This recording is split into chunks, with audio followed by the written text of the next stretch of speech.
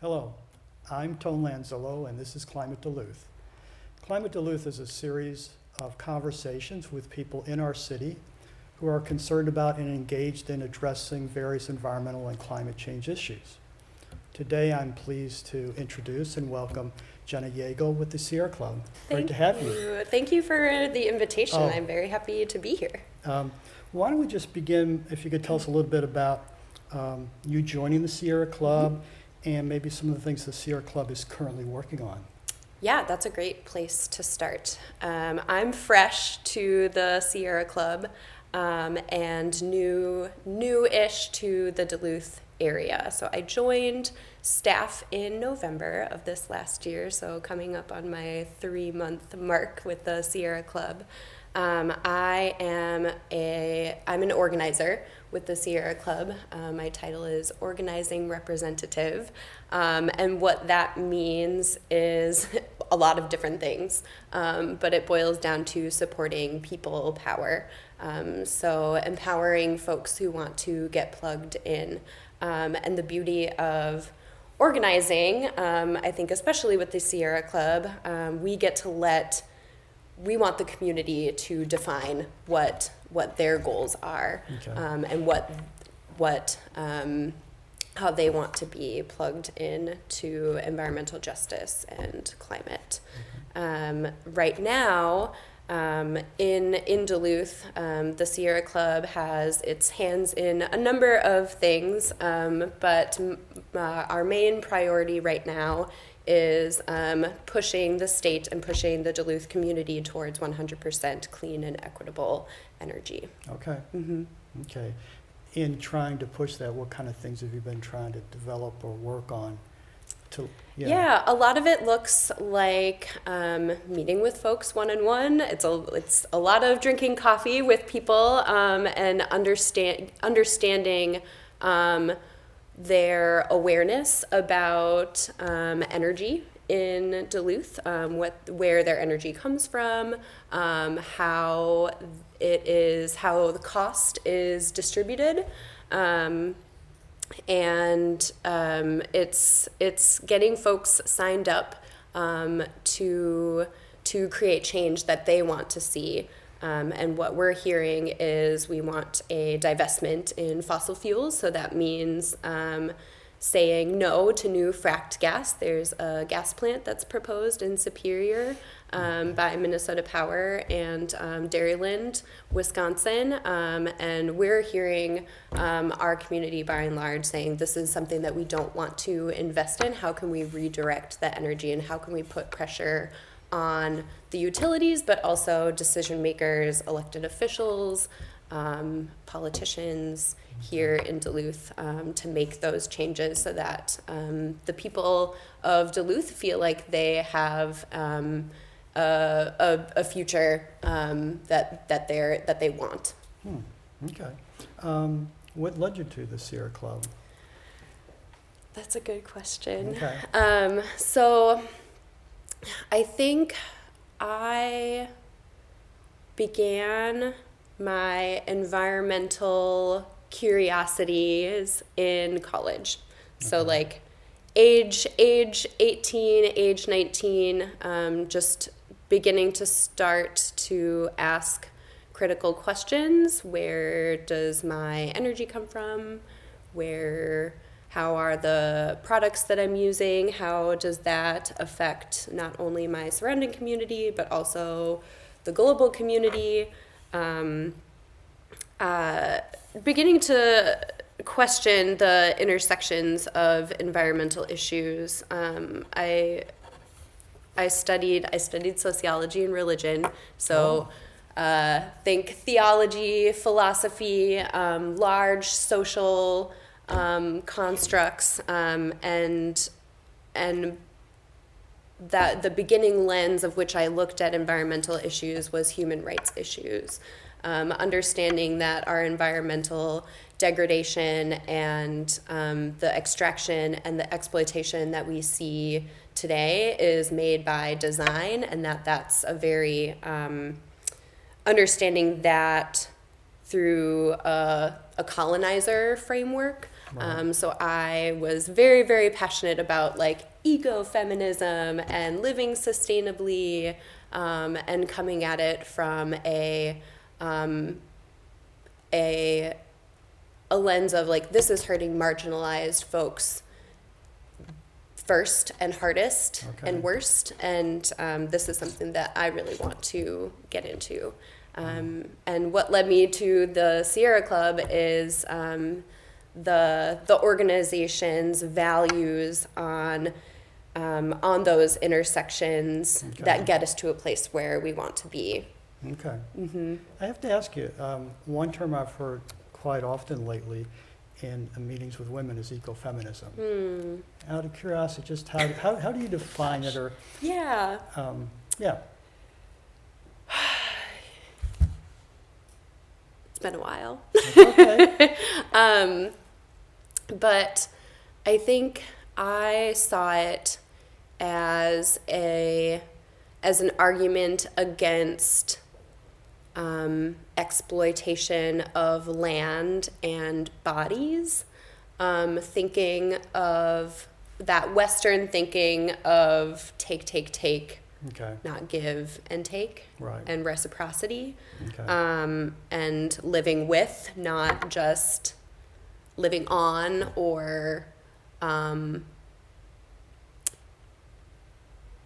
kind of objectifying yes, land, water, wilderness, as well as other people. And it's not just women and our LGBTQ folks. It's everyone. It's everyone that isn't in that 1% making decisions about how we use our world to advantage a very small percentage of the population.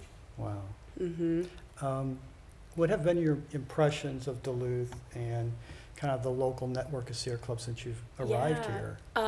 So I grew up in Duluth. Okay, Went off to college, lived in the Twin Cities. That's what you did. Okay. And I'd been entertaining moving back to Duluth, because I feel so passionately about protecting the community that raised me, celebrating the beauty of our water systems Wow. and our forests. I grew up camping and playing outside, and I still tell so many people who have not been to Duluth that Duluth drinking water is the best drinking water. It tastes so good, and no one can argue against me on that.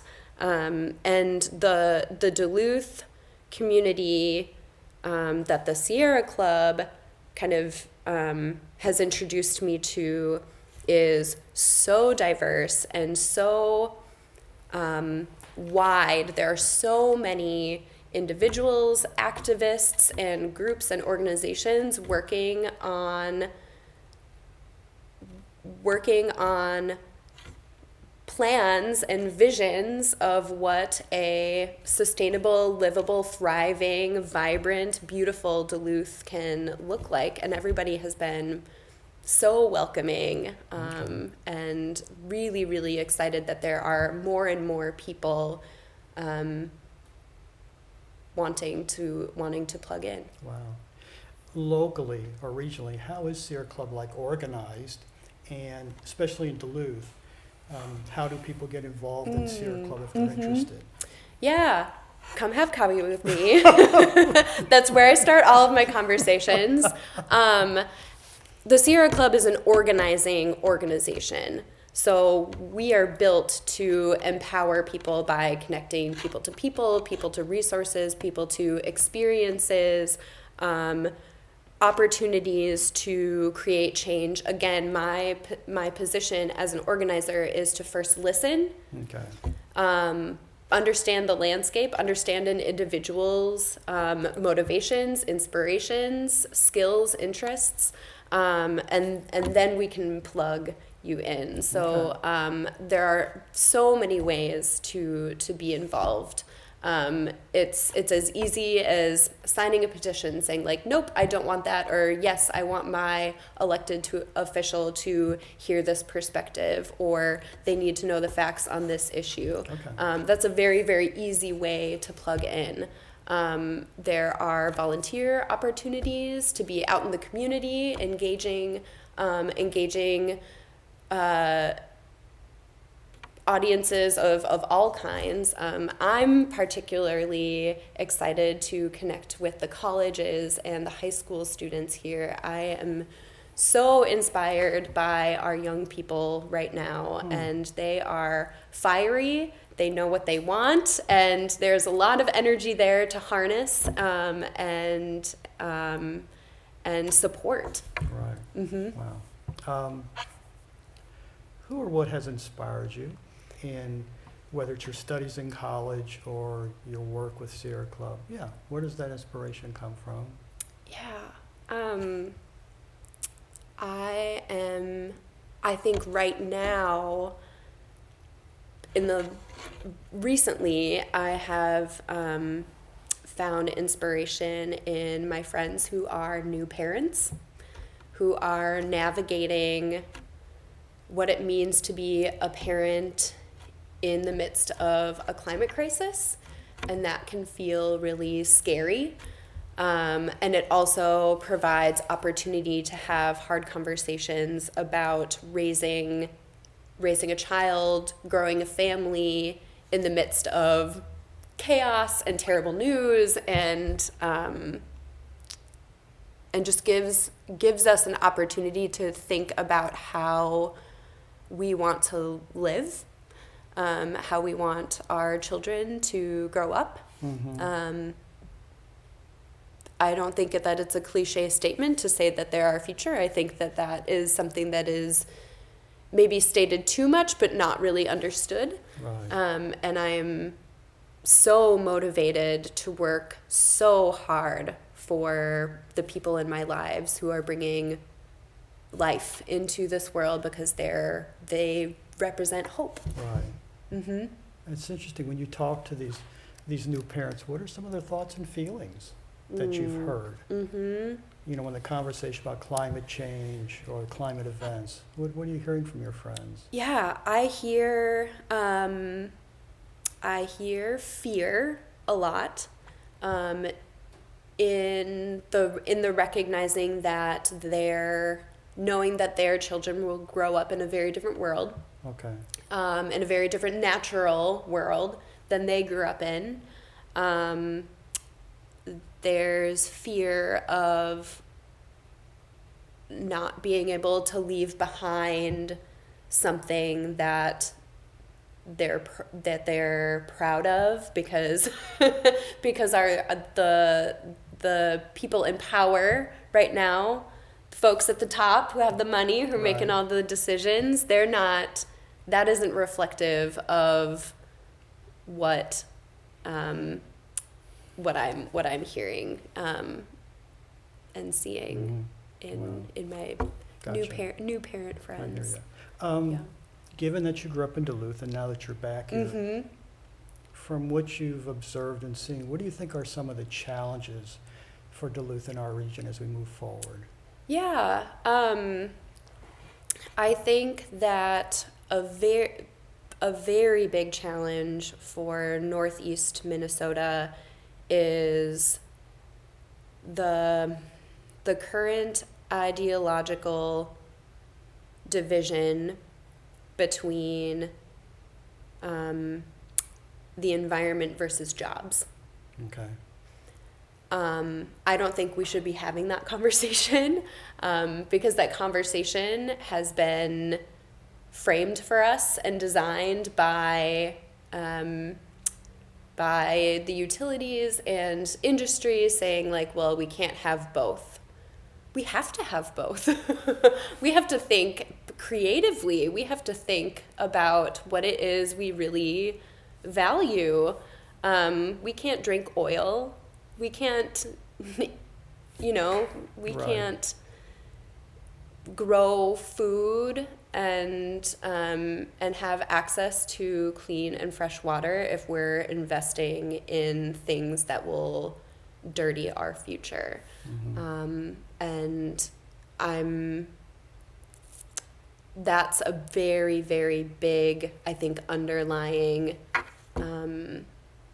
framework that's being used to pit communities against each other, and that doesn't feel good to me. So that's something that I am looking forward to wrestling with in community here in Duluth. With 2020 now here, are there any? Yeah. Yes, I know. I'm not sure the It's last here. year's It's went. election year. What are some of the plans or priorities of Sierra Club or things you're working on this year? I mean, I've heard about Earth Day, but if you want to just share a few things coming up, that would be great. Yeah, because it's still early in the year, we're focused on caucusing. So we want people to get out and caucus, which is Minnesota's caucusing, I believe, is February 25th. And so there are a number of environmental organizations, but also social justice and human rights organizations that are hosting kind of prep talks to get folks excited, to get folks trained on what caucusing is and how to present resolutions, essentially policies and ideas of policies that we want to see in our presidential candidates' platforms in the fall. So the Sierra Club, a number of other environmental advocacy organizations here in Duluth are planning caucus trainings to invite all community members to kind of understand the like the nuts and bolts of caucusing, and then also like let's talk about what are our priorities, and climate action is number one, and we want to make sure that climate action is pushed to the front of platforms. Okay. Well, I have heard that maybe this is a relation. Is this the DFL caucuses coming up that you're all focusing on? Okay. Yep. And the caucuses, for someone who maybe doesn't understand, is this like at a precinct level? How are the caucuses organized? Yep, precinct level. You can go online and look up where your community caucus is, and you can attend that. They're usually held in community spaces, in schools, things like that. Okay. Show up, listen to the ideas of your community members, put forth your ideas in resolutions, and then there's a process to move those resolutions and ideas forward. If there's someone out there interested in climate change and interested in the conversations and caucuses, how do they get engaged? Yeah. Who would they reach out to? They can reach out to the Sierra Club. They can reach out to Duluth for Clean Water is also hosting one. And I would just honestly Google it. Just get on the internet and see what else is available. Take Action might be. I don't want to speak for them, but they might be hosting one as well. I'm sure there are a number of ways to get involved there. Cool. And besides the caucuses, anything else like Earth Day that's coming up that you're all working on? Or? Yeah, there's so the Sierra Club is part of a larger conversation in Duluth about pushing forward climate action at the city level. There are a number of organizations that have kind of their own set of expertise and also agenda within environmental issues, environmental justice, and climate change. And that group is kind of harnessing the energy to pressure our city to create, I think, more specific policy around climate action. Okay. So that's exciting. And I think that there are a lot of people in Duluth that really want to see that come forward. And we would love more, I mean, the more voices, the more representative those proposals will be. So we welcome you. Come on in. Okay. Are there any, in your conversations, are there any specific ideas or policies that you are hearing about as far as for Duluth and climate change in your conversations? Yeah. Electrification is really big for vehicles, but also for like heating and cooling, building infrastructure, putting measures in place for new buildings and new infrastructure, having more sustainable standards there, and also pressuring the city to commit to a larger scope, a Duluth city-wide community scope of pushing towards 100% renewable clean energy. Okay. And that's not there yet. We're not there yet. No, it's not. And we need to be. Yes, we do. The Earth Day, I've been seeing a lot of discussions about Earth Day from different groups. From what you know at this point, have you heard about any plans for Earth Day this year? Yeah, we're kind of keeping tabs on what existing, smaller activities are led by businesses, schools, student groups, or environmental organizations. But I think that there's a hope that there will be some big splash, some big collaborative event co-led by a large number of environmental organizations. So we're the Sierra Club has committed to supporting that coordination. We don't know what that looks like yet. It might be a march, it might be a festival, it might be a parade.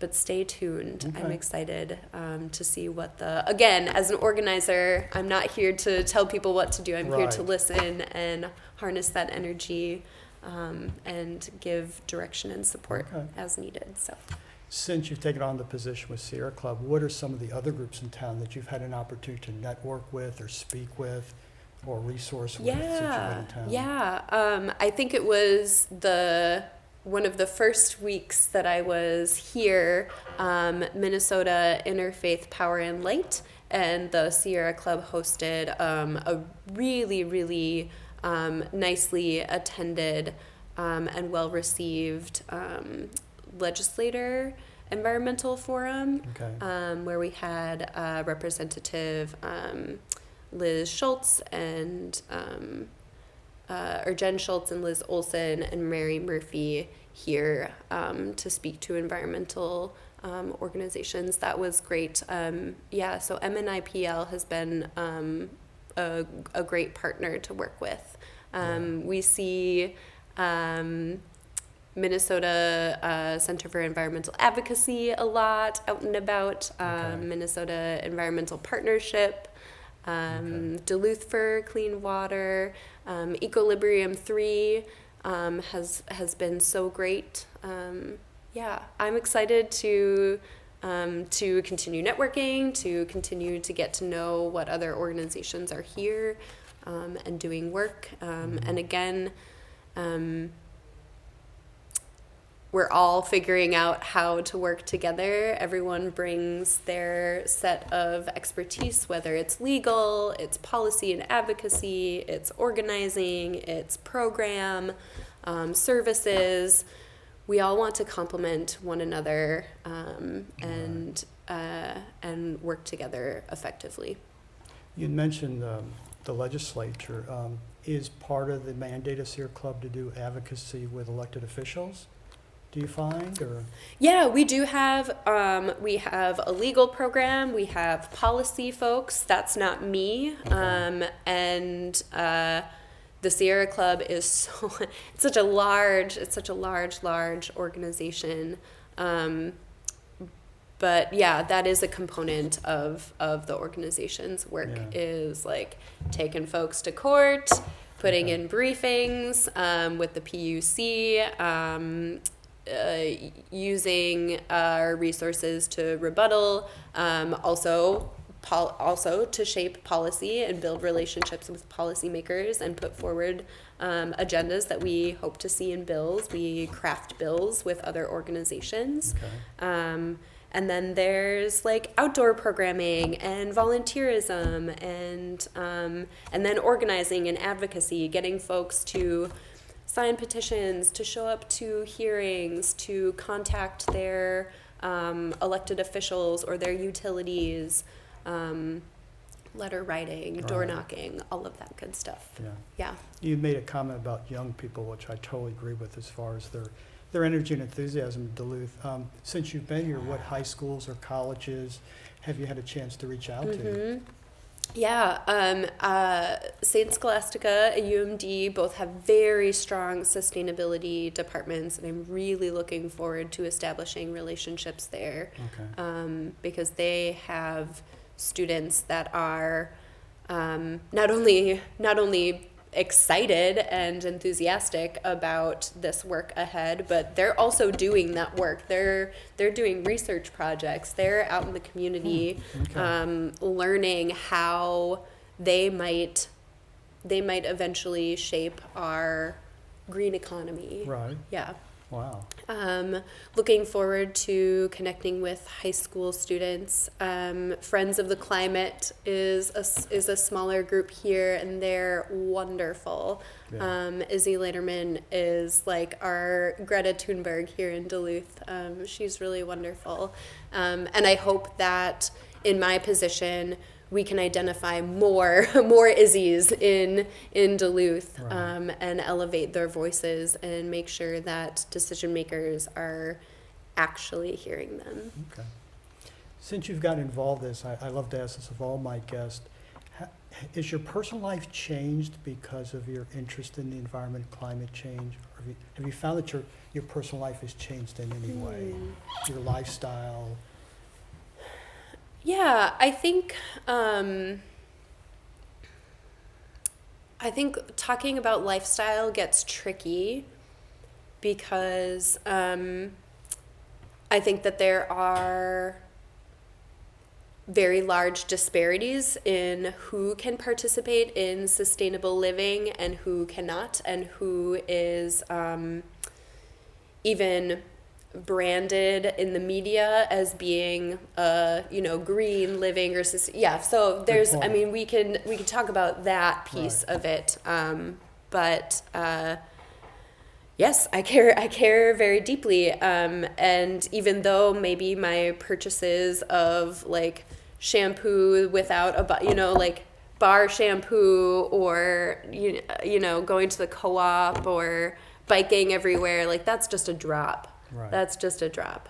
But if we all did that, if you just Right. think if we all did that, but you can't think if we all did that because not everybody has the resources, the To do means, that. the time, the energy, Privilege, yeah. the privilege Yeah. to participate. Right. So another conversation for Okay. another time. I hope so. Yeah. I can't believe 30 minutes have gone by. Want to thank Jenna for being with us today. Thank you It's so been a pleasure, much. and look forward to continuing this conversation even outside the studio. Yes. Yes, for Yes, sure. absolutely. Okay. I'd like to end the show today with a quote from a book called The World Ending Fire. It's the essential Wendell Berry, who's a fellow Kentucky boy. He wrote, "If you are concerned about the proliferation of trash, then by all means start an organization in your community to do something about it. But before and while you organize, pick up some cans and bottles yourself. That way at least you will assure yourself and others that you mean what you say. If you're concerned about air pollution, help push the government for controls, but drive your car less and use less fuel in your home. If you're worried about the damming of wilderness rivers, join the Sierra Club. Write to the government, but turn off the lights you're not using. Don't install an air conditioner. Don't be a sucker for electrical gadgets. Don't waste water. In other words, if you are fearful of the destruction of the environment, then learn to quit being an environmental parasite. We all are in one way or another, and the remedies are not always obvious, though they certainly will always be difficult.